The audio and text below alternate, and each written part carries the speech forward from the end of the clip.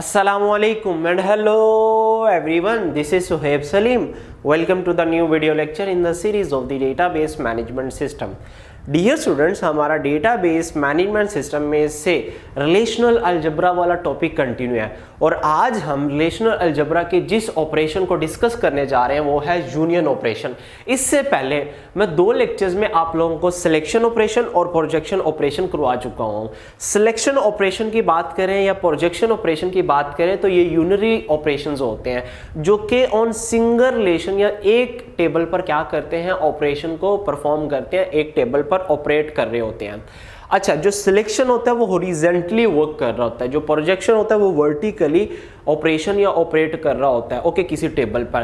अब अगर आप लोग किसी पर्टिकुलर रो को रिकॉर्ड को या टप्पल को लेना चाहते हैं तो देन आप क्या करोगे, सिलेक्शन को यूज करोगे। सिलेक्शन ऑपरेशन वहां पे यूज होगा जहां पे आप वर्टिकली अपना काम परफॉर्म करना चाहते हो। But if we want to take the attributes, particular attribute of a relation of a table, then आप लोग वहां पे प्रोजेक्शन को यूज करते हो। तो एक ही टेबल पर सिलेक्शन, एक टेबल पर प्रोजेक्शन अप्लाई होती है, इसलिए इसको कहा जाता है यूनरी ऑपरेशन। यूनरी का मतलब सिंगल, एक, इकलौता। But on the other hand आज से हम लोग जो ऑपरेशन स्टार्ट करने वाले हैं वो बाइनरी या वो सेट ऑपरेशन कहलाते हैं। बाइनरी का मतलब ये टू टेबल्स पर ये टू रिलेशंस पर क्या कर रहे होते हैं, ऑपरेट कर रहे होते हैं। इनका जो ऑपरेशन होता है ये टू टेबल्स पर या टू रिलेशन पर परफॉर्म हो रहा होता है। कैसे? हमारे पास अगर हम लोग यूनियन ऑपरेशन करना चाहते हैं तो हमारे पास मिनिमम हम कहते हैं लेट्स सपोज एक रिलेशन ए है, उसका नाम क्या है, ए है। दूसरा रिलेशन हमारे पास बी है, उसका नेम क्या है, बी। ओके, तो हमारे पास अगर हम लोग यूनियन करना चाहते हैं तो हमारे पास मिनिमम टू टेबल्स होना लाजमी है। अच्छा, यूनियन ऑपरेशन काम कैसे करता है या यूनियन ऑपरेशन की एग्जांपल क्या है वो हम थोड़ी देर में डिस्कस करते हैं। बट उससे पहले यूनियन अगर आप लोगों ने किसी टेबल्स पे या रिलेशंस पे अप्लाई करना है यूनियन ऑपरेशन को, या यूनियन लेना है किसी टेबल्स का, दो या दो से ज्यादा टेबल्स का, तो उसके लिए उन टेबल्स या उन रिलेशंस का यूनियन कंपैटिबल होना लाजमी है। क्या होना लाजमी है? यूनियन, मैं नेम बोल रहा हूं, यूनियन कंपैटिबल होना लाजमी है। अब यूनियन कंपैटिबिलिटी या यूनियन कंपैटिबल का क्या मतलब है? किसी टेबल्स का टू ए या बी का अगर हम लोग यूनियन लेना चाहते हैं तो ए और बी की यूनियन कंपैटिबिलिटी किस तरह होगी, रूल्स क्या होंगे? ओके, तो इसके दो रूल्स हैं, इसके टू रूल्स हैं कि हम लोग अगर किसी दो टेबल्स का या दो रिलेशन का यूनियन लेना चाह रहे हैं तो उससे पहले हमें दो रूल वहां पे देखने पड़ेंगे, दो कंडीशन वहां पे देखनी पड़ेंगी। वो कौन सी है? पहली कंडीशन ये है कि दोनों टेबल की जिनके दरमियान यूनियन ले रहे हो उनकी डिग्री क्या हो, उनकी डिग्री सेम हो।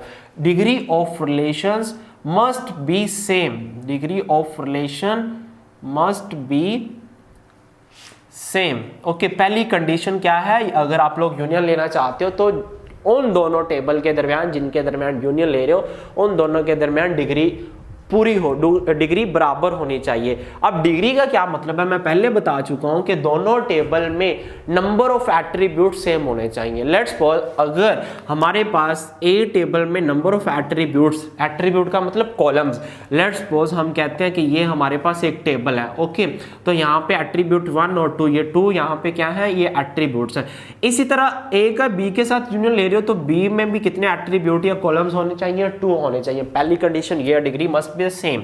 दूसरी ये होनी चाहिए कि हमारे पास जितने भी एट्रीब्यूट होंगे यूनियन लेने के लिए किसी रिलेशंस में या टेबल में, उनकी डोमेन भी क्या हो, डोमेन भी मस्ट बी सेम होनी चाहिए। ओके, कैसे सेम होनी चाहिए आप लोगों को अभी थोड़ी देर बाद एग्जांपल में समझ लग जाएगी। लेट्स हम लोग कहते हैं कि ये ए टेबल है, उसके बाद हमारे पास ये बी टेबल है। ओके, हो गया एग्जांपल, ये जस्ट एक समझाने के लिए ले रहा हूं। तो हम कहते हैं 3, 4, ये बी रिलेशन है और ये ए रिलेशन है।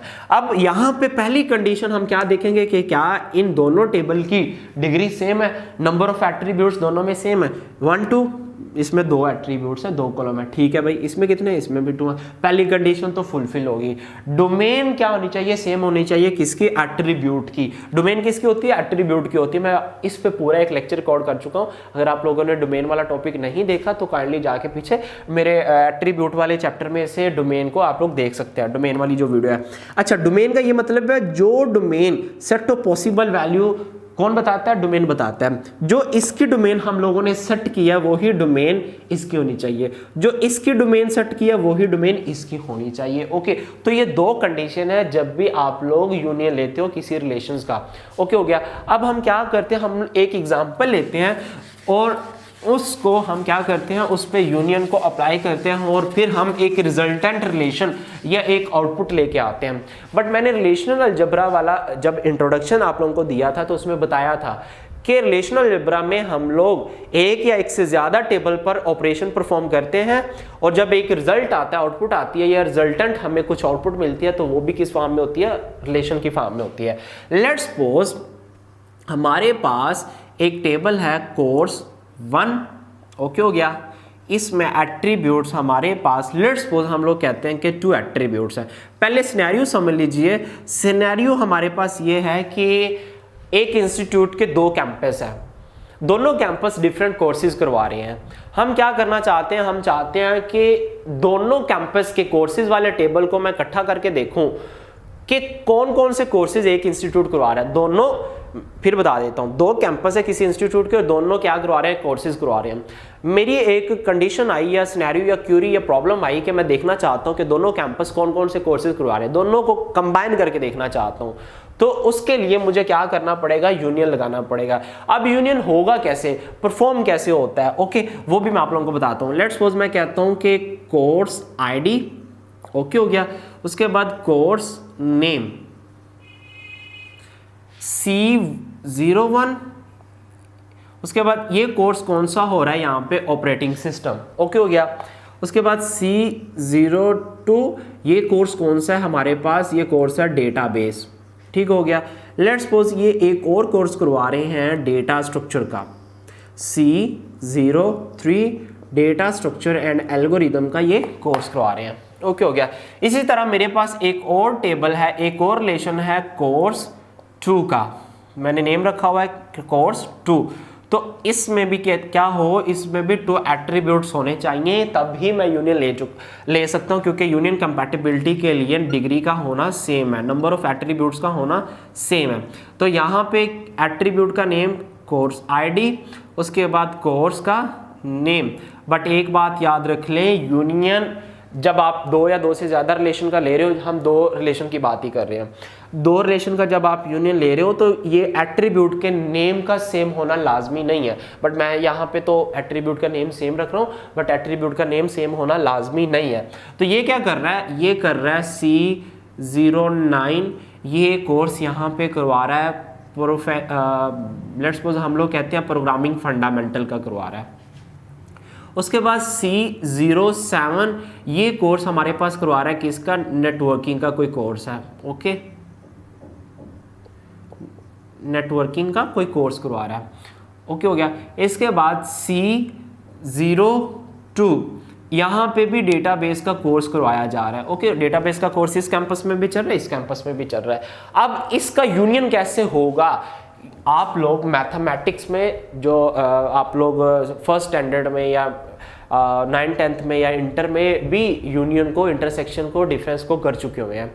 तो उसमें यूनियन को कैसे रिप्रेजेंट किया जाता था या यूनियन का सैम्बल क्या था, वो ही सैम्बल हम लोग रिलेशनल अलजेब्रा में यूज करते हैं।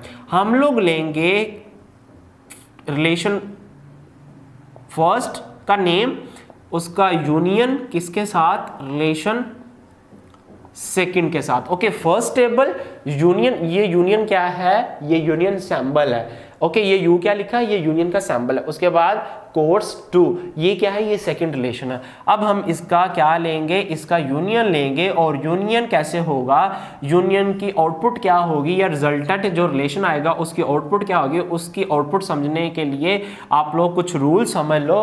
रूल ये है कि जब यूनियन हम लेंगे तो जितनी भी टप्पल पहले टेबल में होंगी या दूसरे में होंगी या दोनों में होंगी, वो टप्पल हमें रिजल्टेंट रिलेशन में मिल जाएंगी। ओके हो गया। अब बात आती है कि let's suppose same value first relation में भी है, सेम वैल्यू सेकंड रिलेशन में भी है, तो उसको एक ही दफा ये कंसिडर करेगा, डुप्लीकेट नहीं करेगा। फॉर एग्जांपल C02 डेटाबेस इधर भी है, C02 डेटाबेस इधर भी है, तो ये दोनों को रिजल्टेंट जो रिलेशन है उसमें एक ही दफा लेगा। ओके, तो CID CNAME ये वैल्यू कैसे लेगा, ये वैल्यू लेगा यहां से फर्स्ट टेबल से स्टार्ट करेगा। ओके, C01 कौन सा कोर्स करवा रहा है, operating system. Okay, first campus कौन सा करवा रहा है, C01 ऑपरेटिंग सिस्टम। C02